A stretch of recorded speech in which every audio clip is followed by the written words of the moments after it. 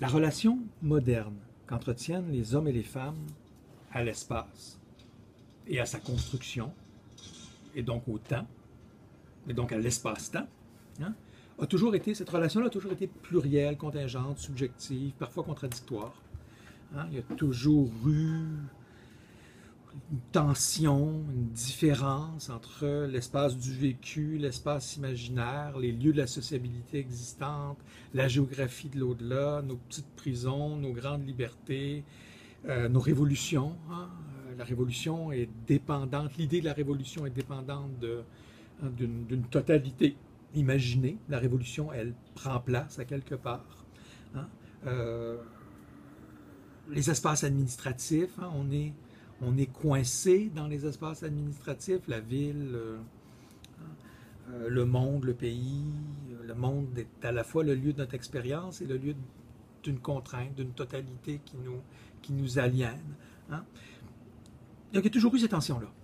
Hein. Et c'est peut-être ça qui définit la modernité. Hein. C'est peut-être une manière particulière de résoudre ces tensions-là, d'articuler ces moments-là. Le rapport moderne au monde est peut-être... Hein, et peut-être un rapport qui permet aux êtres humains d'être entiers comme sujet de leur propre histoire tout en étant éclatés, tout en étant plurissitués.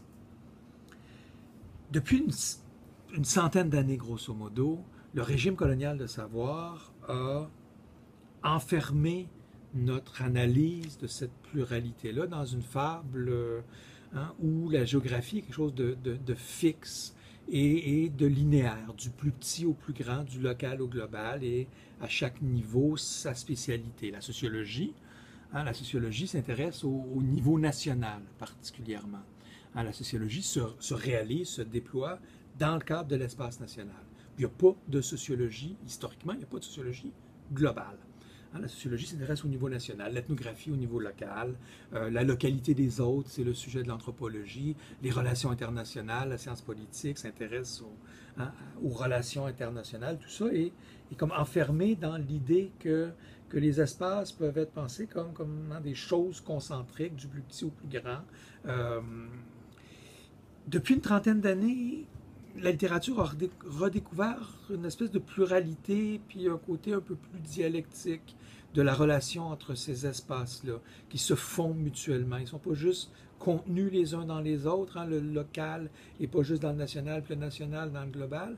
Ils sont constituants les uns des autres, et ils sont dans un rapport qui est plus dialectique, plus fondateur, plus contingent, plus historique, et rapport au centre duquel se trouvent les êtres humains. C'est la praxis des êtres humains, la pratique des êtres humains qui détermine les modalités de cette articulation-là.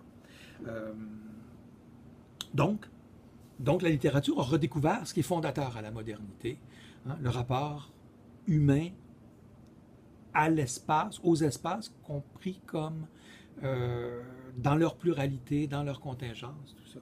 Et dans la foulée, sont arrivées des notions, se sont installées des notions qui étaient très, très marginales dans le régime colonial de savoir. Des notions d'événement, des notions de situation, qui étaient vraiment... La situation est un concept philosophique qui a peu de portée en sciences sociales jusqu'à très récemment. On ne parle pas de situation au sens sociologique du terme jusqu'à très récemment.